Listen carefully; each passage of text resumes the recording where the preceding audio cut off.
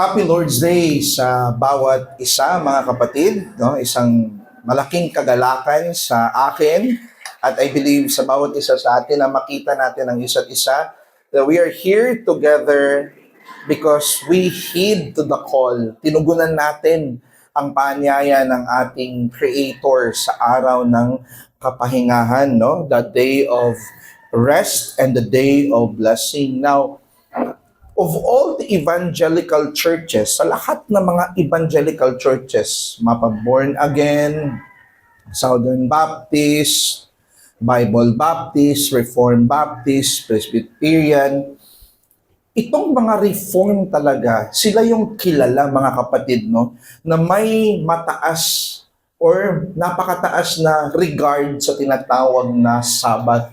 If there's one special day sa kanilang buhay, it is the weekly Sabbath. Now ngayon, alam ko na bawat isa sa atin dito, alam natin yung kahalagahan ng Sabbath, no? Pero mas maganda na ma-revisit natin ulit itong katuruan ng Sabbath upang mas maging meaningful ang ating pagsamba sa Diyos, no? So sa pasimula, gusto ko lang ipakita ang kagandahan or ang implication itong Sabbath or yung kanyang relevance sa atin sa isang story, no? Let's say for a moment, there is a king, no? Na siyang nagmamay-ari sa napakalaking territories, no? He has one bridge right there, and then the king one day decided na mag-add siya ng additional bridge. At sinabi niya, siya nagbigay ng tinatawag na ordinansa na starting today, hindi na kayo dadaan doon sa old bridge. At ang reason niya doon, mga kapatid, dahil nakikita niya na itong old bridge, problematic na siya. Pwede silang ma-disgrasya ang mga tao kung dadaan sila sa old bridge. Naglagay siya ng ordinansa na no entry. Whereas dito sa isa, naglagay siya ng this way. So, ang hari na nakikita natin, mga kapatid, no, meron siyang right to decide kung ano yung ordinansa na kanyang gagawin. At yung ordinansa na kanyang ginawa is for the good of his constituents. Next. So, as an introduction, itong pagsunod natin sa ordinansa, mga kapatid, ito'y isang ekspresyon ng pagkilala sa otoridad ng nagtatag nito. For example, if you have a mayor, merong konsehal, or merong political officials na nagbigay ng ordinansa, kung normal lang na tao ang magsasabi na ito yung bagong ordinansa dito, hindi tayo susunod. Bakit? Because hindi natin na-recognize yung otoridad ng nagtatag. Pero kung ang nagtatag ay may otoridad, no, doon tayo susunod at dapat tayong sumunod sa ordinansa. For example, local government official, even sa school boards, di ba? Meron din sila mga certain ordinance na kailangang sundin ng mga member or mga estudyante or even ng mga teachers. Merong parents na dapat ang mga bata, ang mga kabataan, susunod tayo sa kanilang mga ordinansa, no? Next. Ang mga ordinansang gawa ng tao, pero ito yung kaibahan, mga kapatid. Ang mga ordinansang ginawa ng tao, karaniwan nagbabago. Di ba? Hindi siya always and always fix ang mga ordinansa ng mga tao. Ang reason ito dahil hindi ito perpekto. It develops over time at maraming mga factor na involved. No? For example, gumawa ka ng ordinansa, nakikita mo later, nakikita ng mga framers ng ordinance na, hey, nabago yata yung circumstansya, hindi na ito applicable. So, babaguhin nila, di ba? Sometimes, may poor understanding sila sa mga bagay-bagay. Kaya, mali pala tayo sa ginawa nating ordinansa. Kaya, babaguhin natin. Sometimes, binabago ang ordinansa dahil yung nagtatag nito may mga selfish motives. Okay? So, ang changeability ng ordinance dito sa larangan ng creature, sa larangan ng mga pantao, usually nababago siya. Pero kung ang nagtatag ng ordinansa ay perpekto, ganap, yung ordinansa niya, hindi yon pabago-bago. Okay? Ang kanyang ordinansa ay mananatili na umiiral hanggang sa katapusan. So, let's look at it, mga kapatid. As our main point dito, ang Diyos nagtatag ng mga panghabang buhay, meaning to say, it lasts a lifetime, na ordinansa. Ang rason niya, hindi para saktan ang tao, kundi upang ingatan sila at akayin sila tungo sa kanilang lubos na ikabubuti. Now, every one of us has a mind of our own. Mayroon tayong sariling thinking na alam natin yung lubos na ikabubuti sa atin. Usually, huwag mo akong diktahan, no? Alam ko yung ginagawa ko, alam ko yung career track na gusto kong makamit.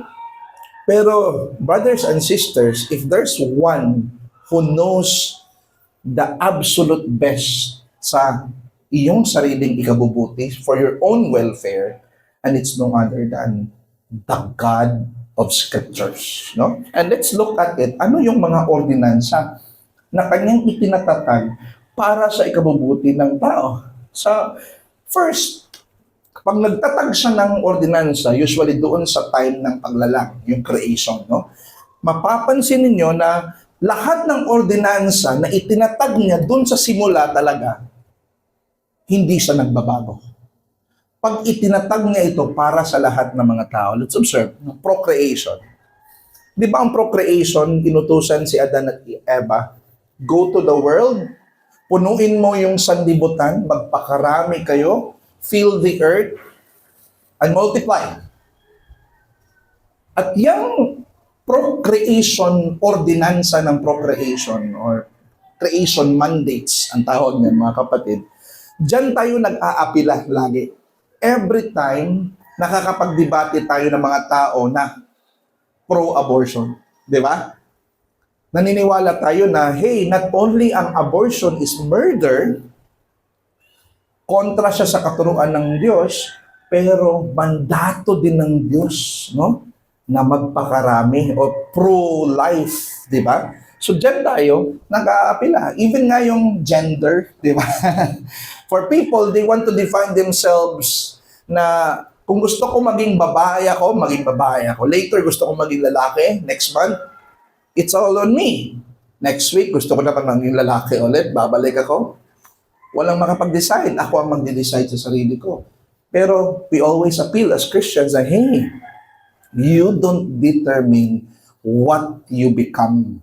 It is your maker, di ba? It's in Diyos, no? So kaya, nag-a-appeal tayo doon sa pasimulang paglalang. Kasi kung anong minandato ng Diyos doon, yan yung disenyo niya sa struktura ng humanidad. Meron siyang kumana labor na magtrabaho. Ang tao, si Adan, nung nilagay siya sa Garden of Eden, pinatrabaho siya doon, no? To make dominion. Papangalanan na yung bawat hayop na nandun sa garden, siya nagbigay ng pangalan. May utos ang Panginoon na magtrabaho ka. At yan yung disenyo din sa tao, na ang tao talaga is commanded to work. Kaya doon sa time ni Moses, 6 days, you shall work. So in fact, itong pag-utos din sa tao, sa mga kalakihan na magtrabaho, utos yun ng Panginoon, mandato yun, no? Kaya, ang labor, nung itinatag siya sa creation, ganyan na nakapattern yung human existence. Pangatlo, marriage, di ba? Alam natin na ang pagpapakasal or marriage, yan yung original mandate ng Diyos para sa ikabubuti natin doon sa kanyang ordinansa. Kaya mali po yun na sasabihin natin, no? Stay single no matter what. Mali po yun mga kapatid, no? Seek marriage, no? Yun yung iano natin. Kasi yung marriage, mga kapatid, gift yun ng Panginoon sa atin. Kung pagpalain man tayo na makahanap, praise the Lord. Pero kung naghanap tayo pero walang dumating, it's okay, no? May gift of celibacy ka.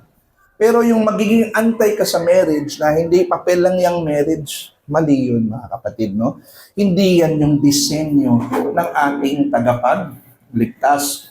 So nakita natin na itong mga ito, hindi lang siya applicable doon sa creation.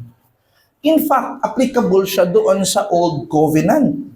Nung gumawa na ng tipan ng Diyos kay Moses, kay Abraham, yung go to the world and multiply, naulit pa nga yan doon kay Noah, di ba? At saka yung marriage, merong law noon sa Leviticus, Exodus. So, ibig sabihin, may continuity itong mga mandatong ito, no?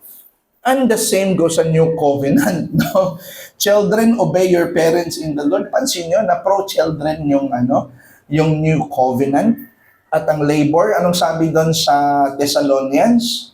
Ang asawa na hindi magtrabaho or ayaw magtrabaho, lumayo kayo sa kanya. He will be subject to discipline. Kasi, you will become worse than an infidel. Pag ikaw daw lalaki, okay lang yun na wala ka ng kakayahan, no? So, let's say may karamdaman na sa buhay mo, di ka na makatrabaho, excuse mo po yun.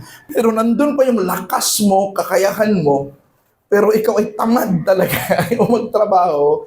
Sabi sa Biblia, mas worse ka pa daw sa unbeliever. He who cannot provide his own family is worse than unbeliever. So, saan ba yung hinuhugot doon sa creation, no?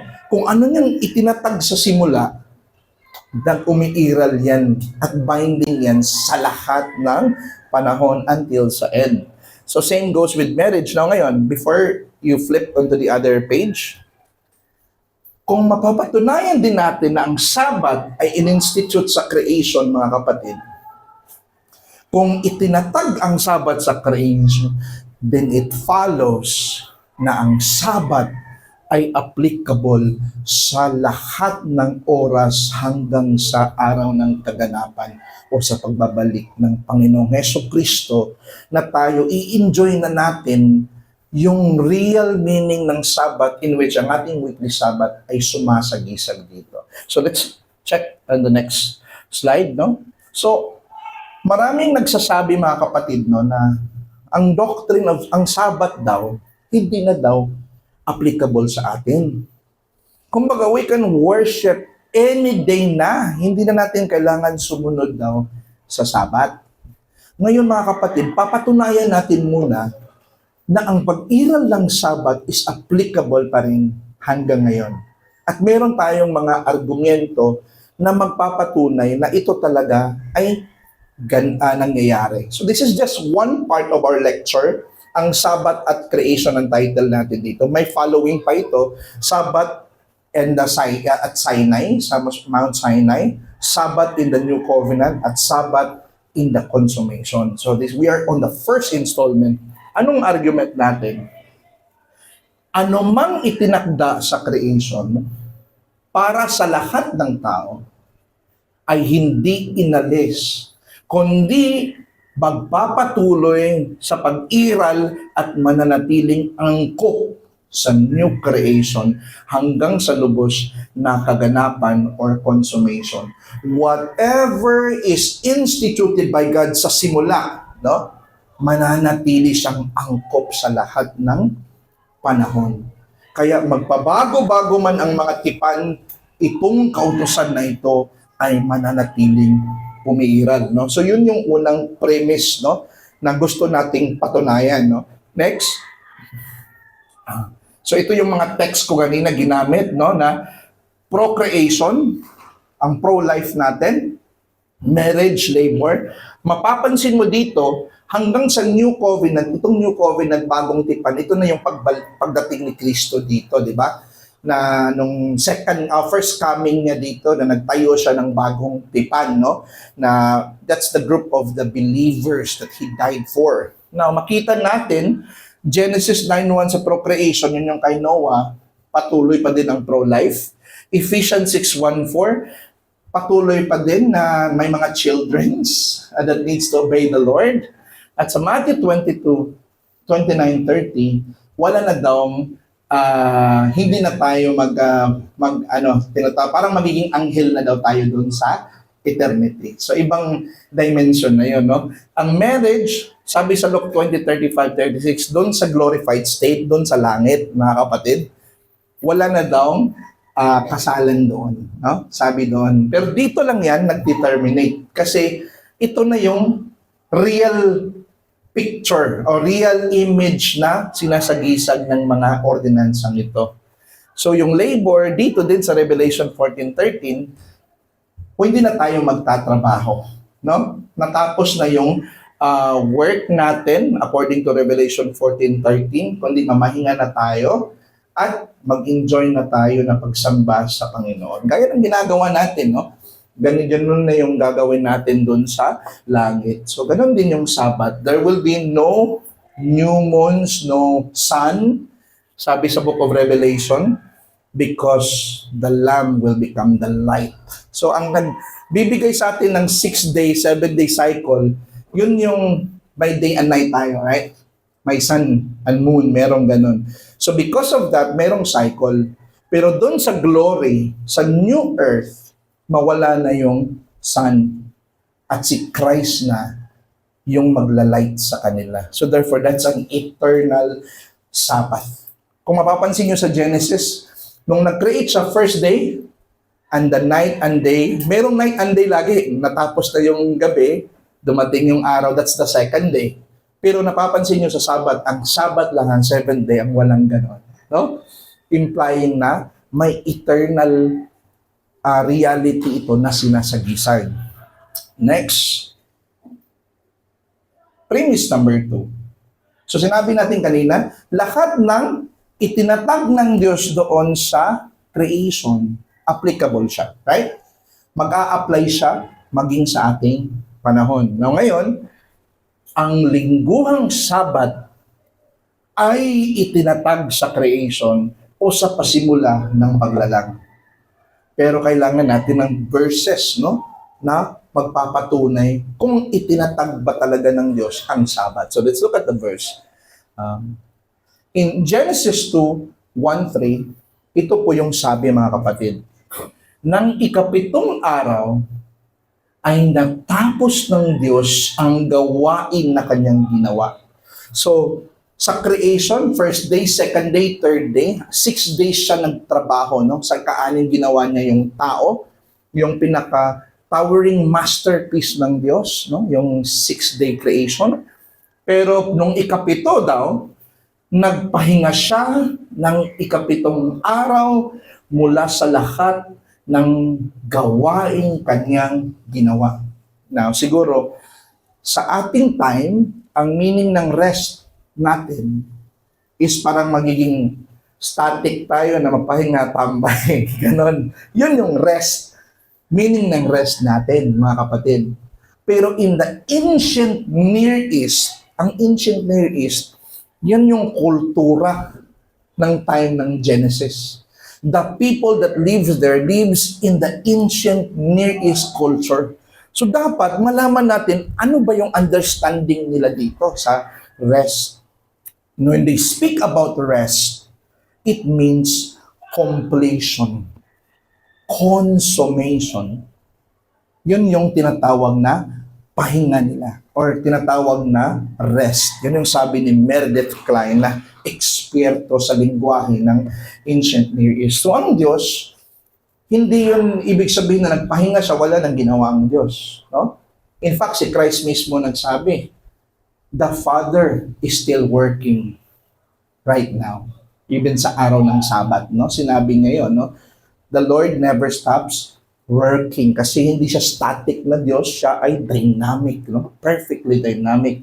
At sinabi dito, nung nagpahinga siya ng ikapitong araw mula sa lahat ng gawaing kanyang ginawa, anong ginawa niya sa ikapitong araw na yun? The God who rested on the seventh day did something. Okay? May ginawa siya. Ang ginawa niya, binasbasan. Pag binasbasan, meaning to say, He blessed it, no?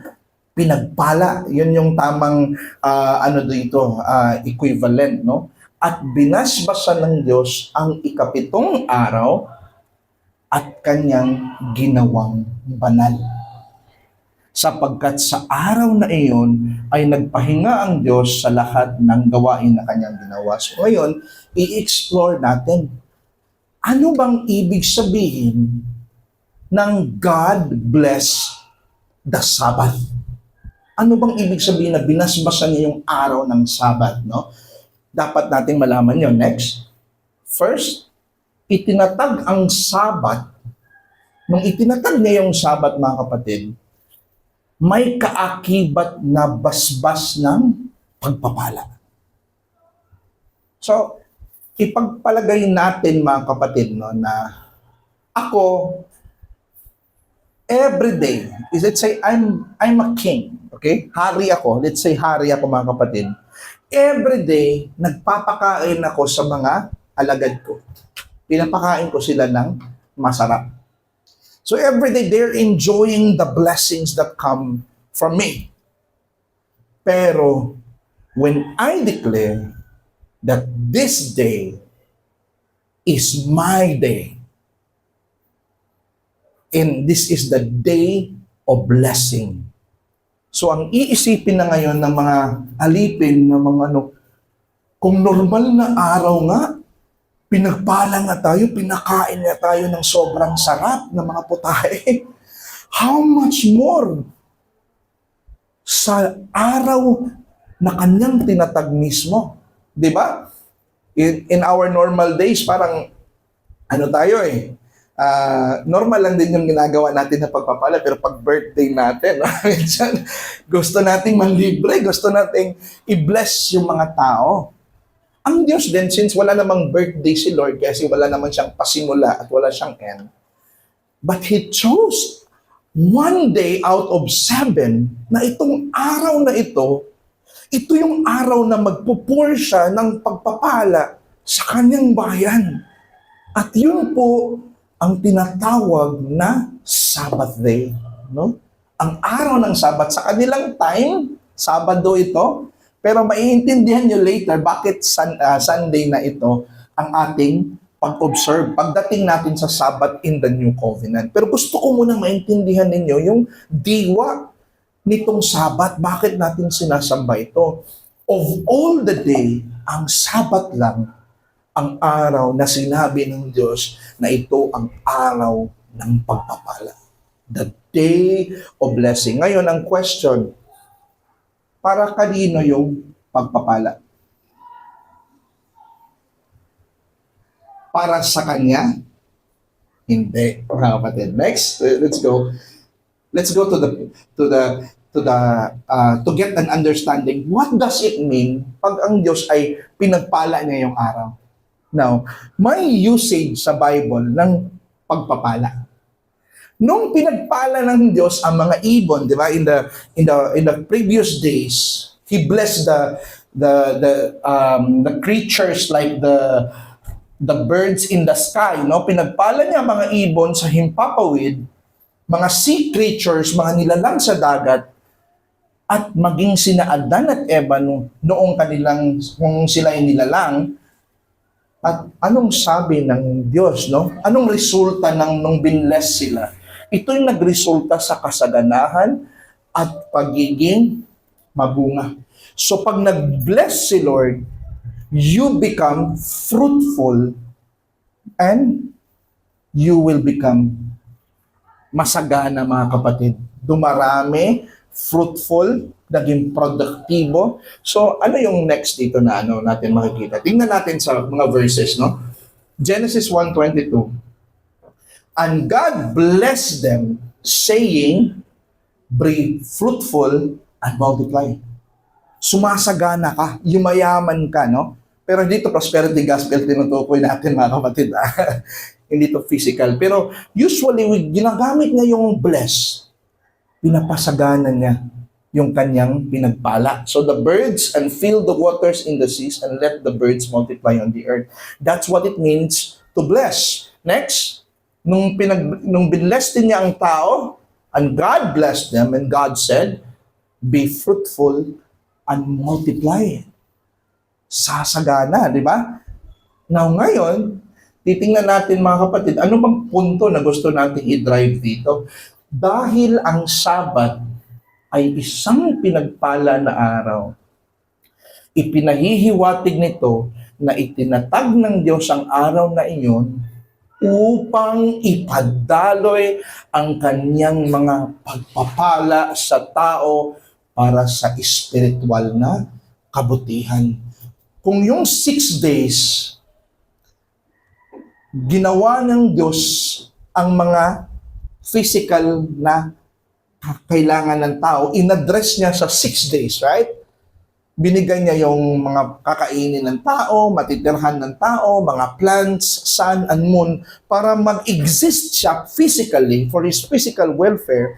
Then therefore, itong ikapito, itinatag niya ito para sa spiritual na kasaganahan at kabutihan ng lahat ng kanyang nilalang. It is for their spiritual good. And guess what, mga kapatid? Nangyari ito nung hindi pa bumagsak si Adan. Ibig sabihin, mga kapatid, before the fall, nangangailangan na tayo ng biyaya na ipapadaloy ng Diyos sa atin sa Sabat. We are in need of the Sabat to be sustained even before sin came. Now ngayon, how much more we need the Sabat now that sin has already came into this world. Mas lalo na ngayon, kailangan ng tao ang Sabat kasi nabubuhay na tayo dito sa mundo ng kasalanan. Everywhere maraming kasalanan. Everywhere maraming magpapahina sa ating pananampalataya. So going to the Sabat now in our time is more needful than ever. I hope na-gets natin mga kapatid, no? Yung punto kung bakit kailangan natin ng Sabat. Ito yung araw na na ma-bless ka ng Panginoon. Next. So ano yung sabi dito sa Mark 2:27? Si Jesus mismo nagsabi nito. Anong sabi niya? The Sabbath was made for man. Maraming mga NCT na nagsasabi, no? Hindi yung Sabat, sa Diyos lang yon. Wala namang command dun eh. Pero nilinaw ni Christ, mga kapatid, na ang purpose daw ng Sabat para sa tao. Para sa ikabubuti ng tao. Ginawa yun ng Diyos ang Sabat para ma-reach ng tao yung kanyang goal, no? Meron siyang goal na kanyang tatahakin at ang mag-sustain sa kanya noon, itong Sabat, mga kapatid. So makita natin na napaka-normal lang ng ating pagsamba dito, pero mga kapatid, nandito siya para magpala sa iyo in ways that we cannot perfectly understand. In a mysterious way, nandito ang Diyos. Kinakausap ka niya.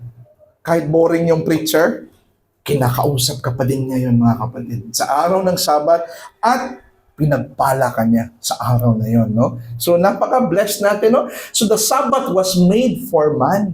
At ang tunay na hari ng Sabbath, no, that can decide what's going to do on the Sabbath is Jesus, the Lord of the Sabbath. But later pa yan, sa future lecture natin, no, babalik tayo dyan being the Lord of the Sabbath. Next, so ano yung practical import? If that is the case, Brother Jess, ano yung practical aspect nitong Sabat? Ito, ang pakikibahagi sa Sabat, ito'y tugon sa ating, tugon natin ito sa paanyaya ng Diyos na dumalo sa Sabat. Napansin nyo dito, meron tayong tinatawag call to worship. Pansin nyo na nandun yan sa ating liturgy. Kasi in the liturgy, during the Sabbath, mga kapatid, God is calling all mankind, all people, come to the Sabbath day. Come to worship. Come to be blessed, no? Pero minsan, nakakalungkot na tayo, nadadala tayo sa ang mundo din kasi tumatawag sa atin, no? Dito ka, mag-enjoy ka, mag-entertain ka, tumatawag din ang mundo sa atin. Huwag kang pumunta doon sa Sabat. May enjoyment dito na kaya na ibibigay sa iyo more than sa boring day ng Sabat. Pero hindi boring ng Sabat, mga kapatid, no? Ito yung kaligayahan natin. So, kung pupunta ka sa Sabat, mga kapatid, tumugon ka sa tawag at paanyaya ng Diyos na dumalo sa kanyang araw. Kasi that day is not the day of the pastor, not the day of the member. It's the Lord's day on the Sabbath. Upang tanggapin ang kanyang mga pagpapala, no? Kanyang, pwede balik sis. Upang tanggapin ang kanyang pagpapala na sapat upang magpalakas sa ating spiritual na pangangailangan. Sa 6 days, mga kapatid, 8 hours probably, 9 hours probably, nakafocus ka sa word.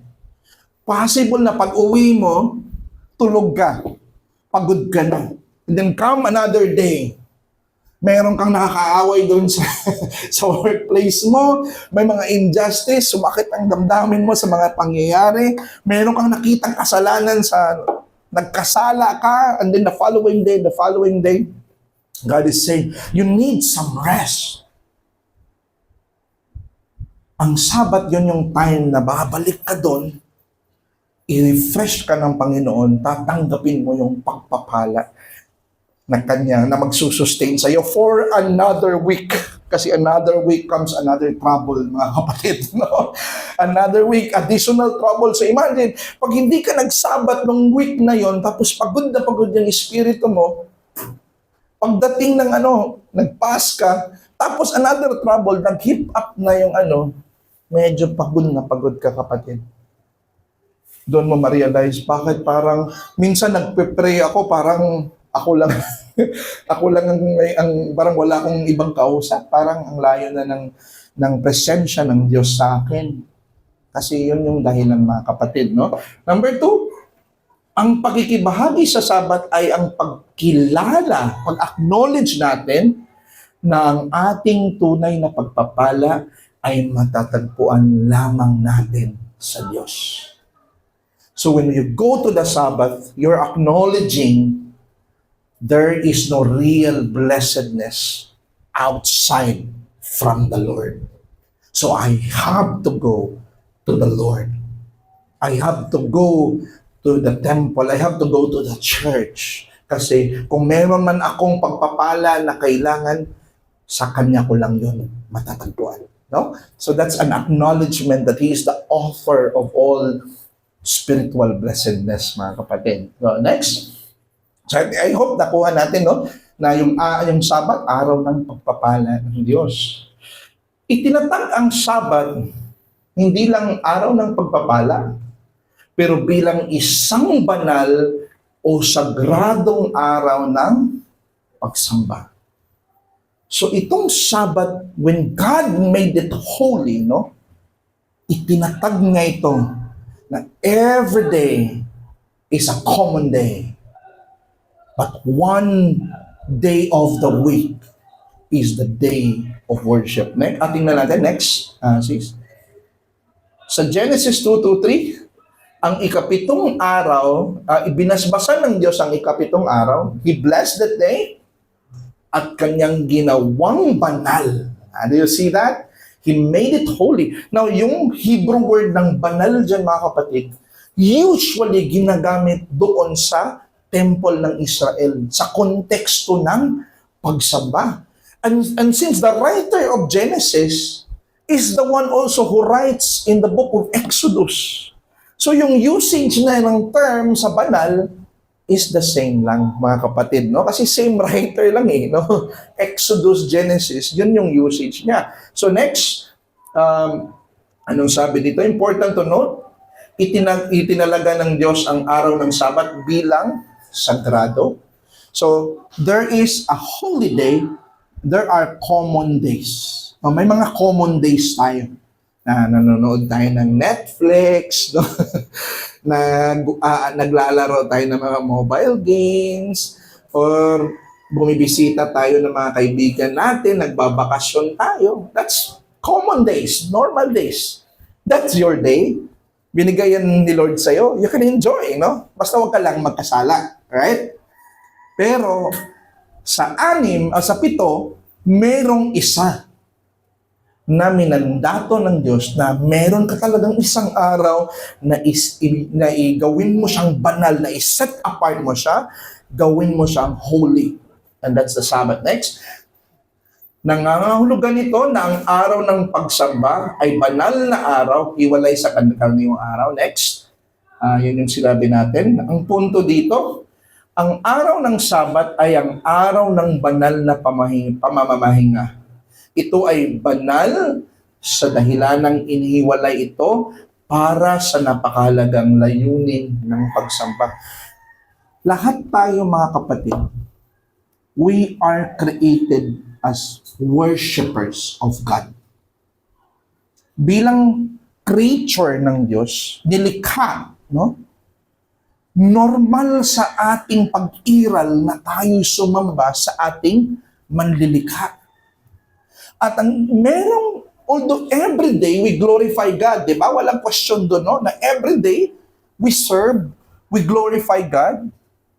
But there is a specific day that God wants Him to be worshipped corporately. Individually, sinisamba natin ang Diyos araw-araw. Right? Pero may gusto ang Diyos na pagsamba ng corporate. Ng bawat isa sa atin nandirito sa isang lugar at sumasamba sa Kanya. At siniset apart natin ang araw. Lahat tayo yung nakitid na itong araw na ito, araw niya ito. Therefore, ang attention ko, kaya sa Book of Amos, galit na galit ang Diyos sa mga tao na umaattend ng Sabat, pero ang iniisip, kailan kaya ito matatapos ang Sabat? May negosyo pa ako doon sa Book of Amos, right?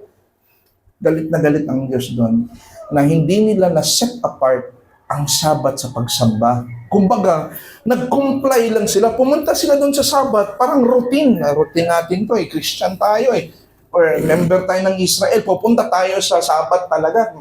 Part na yan ng culture natin. Pero sila, when they're in the Sabbath day, hindi worship ang kanilang mindset.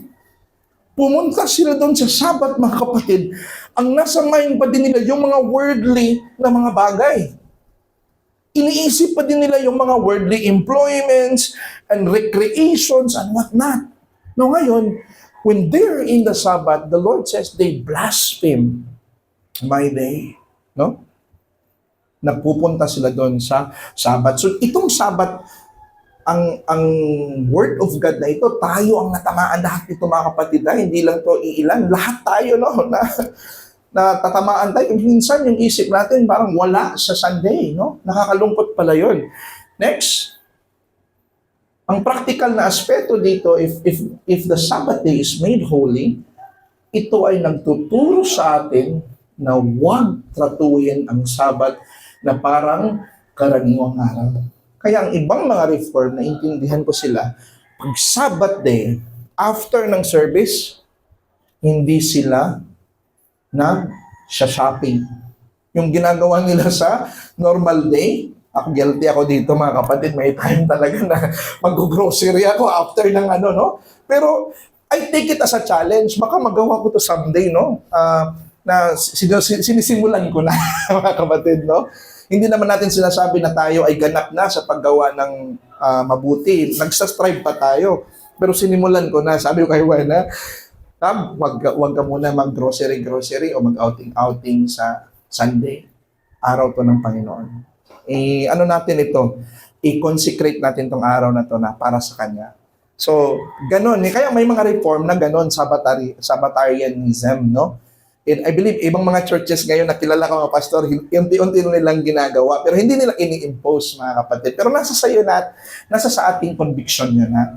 Hindi ko kayo binabound na yun yung gagawin nyo. Pero if there's something that best way to express the sacredness of the Sabbath, nandun sa bahay, nag-uusap ang mag-asawa about sa message, or nagpe-fellowship sila. Usually naman sa ibang church pupunta ako, nagpe-fellowship after ng Sabbath.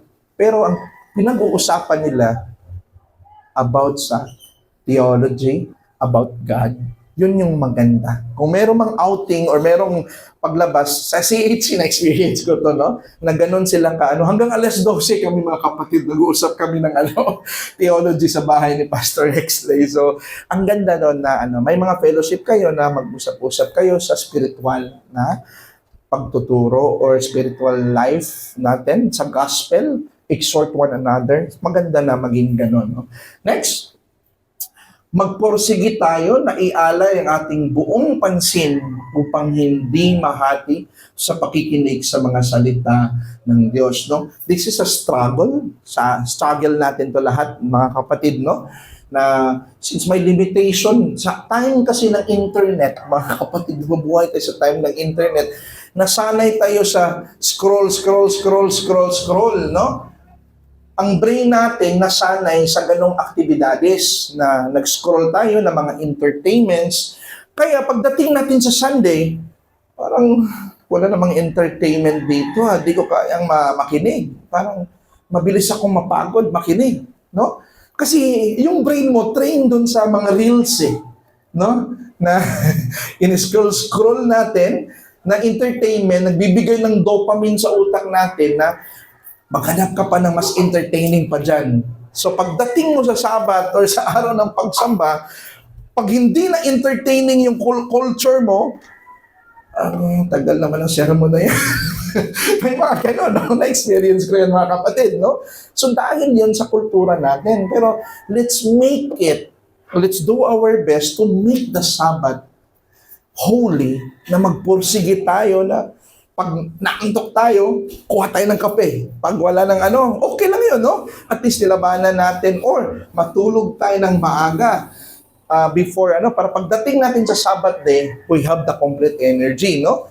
So, preparation of the Sabbath is very helpful sa atin, no? Para pagkilala natin sa ng Diyos. Para ako yatang natatamaan dito sa mga sa mga tinuturo natin, mga kapatid, but it's a good thing, no? It teaches us how to make reverence of God. Dahil ang araw ng Sabat ay banal na araw, nararapat lang na ihanda natin ang ating sarili sa pagdating ng araw na ito. So before the Sabat came, i-prepare na natin, no? Ano bang dadalhin natin bukas? Ano bang isusuot bukas? Ano bang gagawin natin? Meron ba tayong activities bukas na So lahat, mga kapatid, nakahanda na siya, no? So kung meron kang for example, if you're a teacher, my wife is a teacher, if meron kang lesson plan na gagawin para sa Monday, tapusin mo na sa Saturday. Finish all the works for 6 days, no? And in the 7, hindi yung tagal na matapos itong Sabat kasi magagawa pa ako ng mga lesson plan, no? So hindi ganun, mga kapatid, no? Tapusin natin yon sa ika-6. Natanong ko nga si Pastor Del, yung pastor ko, ikaw ba, Pastor, may time ba na Saturday ng gabi mo natatapos yung sermon mo? Sabi niya, wala pang Saturday, tapos na yan. Yan ang pag-consecrate ng Sabat talaga, na before the day, handang-handa ka, sa Panginoon, sa pagsamba. Yan yung way natin na nagbibigay tayo ng reverence at respeto sa araw ng Panginoon. So habang ako dito, mga kapatid, ang dami kong na-realize, doon sa araw ng Sabat na hopefully maging applicable at ma-apply namin din sa aming pamilya. So, ano yung Westminster Shorter Catechism? Ano yung ibig sabihin ng pag-sanctify ng Sabat? Sinabi dito, the Sabbath is to be sanctified by a holy resting all that day. So, reform ito, mga kapatid, ng Westminster, the Reformed Presbyterian. Pero paano nila sinasanctify ang Sabbath? All that day. Even from such worldly employments, recreations, and are lawful on other days, and spending the whole time in the public and private exercises of God's worship. Pero may exemption. Except so much as is to be taken up in the works of necessity and of mercy. For example, doctor, may have a doctor here, yun yung exemption. Kasi pag na yun ang buhay yung mga needful para mag-exist tayo, mga kapatid. What if, kaya nga sabi ni Christ, what if yung isang, sheep mo, mahulog doon sa sa araw ng Sabat, hindi mo ba siya ililigtas? Ililigtas mo. Kasi exemption yung work na yon, no? That is the work of necessity. Kaya yung, for example, mga ganun kahalaga yung ginagawa, let's say bombero ka, no? May nasunugang bahay doon, pwede kang mag-absent sa Sabat to rescue lives. Yun yung tinatawag na works of necessity. Or may, for example, si Doc Dennis papunta dito tapos may operasyon na kailangan, he has to go.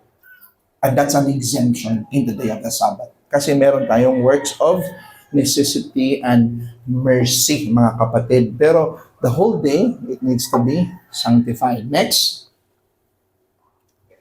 itinatag ng Diyos ang Sabat hindi lang sa mga Kristiyano. Okay? Tinatag ang Sabat is the last one para sa lahat ng mga tao. So in Genesis 1:26, you are familiar of this, no? Na sinabi ng Diyos, lalangin natin ang tao sa ating larawan ayon sa ating wangis at magkaroon sila ng pamamahala. So, when you are created in the image of God, ginawa ka sa kawangis ng Diyos, mga kapatid, may implikasyon ito, no? So, next, tingnan natin. Bilang nilikha na may wangis ng Diyos, sila ay inaasahang tularan o gayahin ng Diyos sa kanyang karakter at gawa. Yung 6 na araw na ang Diyos ay naglikha ng mundo at yung 7 nagpahinga siya, pattern yun ng Diyos na this is the pattern that all humans shall do. Kaya ang tao din sa 6 na araw, nagtatrabaho siya, sa 7, nagpapahinga. And that's what it means to be in the image of God. Ginaya mo you have that likeness of rationality, reason, holiness, yung character ng Diyos, at sa Kanya din ginagawa na kinopya mo. So, we have to imitate God. So, take note, we cannot emulate God, no? We cannot be on the same equal status with God, but we can imitate Him. Kopyahin in working and labor, nas Genesis 1:28, and in weekly rest. Next, ang punto dito is, dahil ang mga tao ay may wangis ng Diyos, mayroon silang kakayahang makikipag-ugnayan at makikiisa sa Diyos sa araw ng Sabat. Kaya, even though ang tao ay isa sa sangnilikha, pero naiiba siya sa sangnilikha. Kasi ang tao lang ang nag-iisa sa lahat ng creatures na ginawa sa kawangis ng Diyos. Therefore, ang tao, kaya niyang makikipag-ugnayan sa Diyos. Pero the problem here, next, the Sabbath was made for man, yeah? Next. Kaya napansin nyo na sa Exodus, ang reason daw na kung bakit susundin natin ang Sabbath, kanyang sinabi sa kanila, ito ang inuutos ng Panginoon. Ay iba pala to sa Exodus 16, napakita natin na patuloy pa din. So, problem, dahil sa pagkahulog ng tao, nung dumating yung kasalanan, di ba? Tayo created in the image of God. Meron tayong kakayahan na makikipag-ugnayan sa Diyos. Pero dumating itong fall. Dumating itong kasalanan, mga kapatid, dahil kay Adan, no? Dahil sa pagkahulog, ang tao ay naging ganap na masama. Totally depraved na tayo. Naapektuhan ng every faculty ng ating pagkatao, hindi na siya sumasamba sa Diyos ng tapat sa puso. Kaya ang kanyang mga kasalanan ay nagpapawalang bisa sa kanyang pagsamba. So if you're an unbeliever, no matter how many songs you're gonna sing, if hindi pa na-address yung kasalanan mo, yung corruption mo, ang mga good works na ginagawa mo are like filthy rags and it's not pleasing yung pagsamba mo sa Diyos. So paano ito susolusyonan? Kasi sabi ni Kristo, darating daw ang araw na ang mga tunay na tatawagin daw ng Ama ang tunay na nasasamba sa Kanya. Next. Next. Ito yung gospel remedy. Si Kristo ang nagbigay sa atin ng katuwiran sa harap ng Diyos. Yung pagpunta ni Christ dito, no? diniklara ka na righteous through justification, binago niya yung puso mo through regeneration, yung pag-born again. Kaya ka kailangan i-born again kasi yung moral faculty ng pagkatao mo, apektado pa ng sumpa ng pagbagsak ni Adan.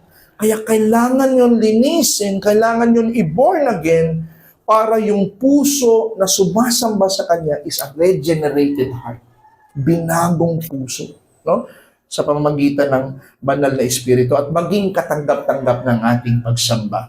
And Hebrews 9:14, how much more will the blood of Christ, who through the eternal Spirit, offered Himself unblemished to God. So yung blood ni Christ daw, cleanse our conscience from acts that lead to death so that we may serve the living God. Nilinis niya yung konsensya, nilinis niya yung ating buong pagkatao para tayo ay tunay na makaserve na sa Diyos at makasamba tayo sa Kanya ng tapat sa Sabat. Conclusion, nakita natin no, na anuman ang itinakda sa Diyos sa creation, ito ay nananatiling umiiral. No? Nakita natin na ang Sabat ay itinatag sa creation, therefore nangangahulugan lang dahil ang Sabat ay itinatag sa creation, ito ay utos na patuloy umiiral sa bagong tipan hanggang sa pagdating ng kaganapan sa eternidad.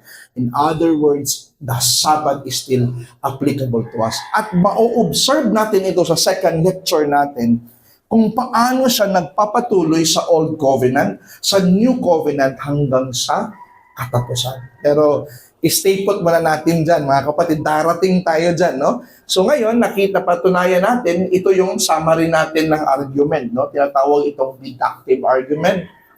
Anything instituted at creation for mankind, continuously binding. The weekly Sabbath was instituted at creation. Therefore, the weekly Sabbath is continuously binding or applicable in the new covenant sa time natin. And sa time natin, bakit Sunday? I-discuss ko to further fully kasi ang ating Sabbath hindi na tumitingin sa old creation, tumitingin na sa new creation na nangyari sa Sunday, the resurrection day of Christ, kung di saan na itatag yung new creation. Kaya dito na natin, ito na yung araw ng ating pagsamba, ang Sunday. At tinatawag siya na Lord's Day. Kumbaga, sino may-ari ng day? The Lord. So, it still continues in a different day, no? Sa ating time. So,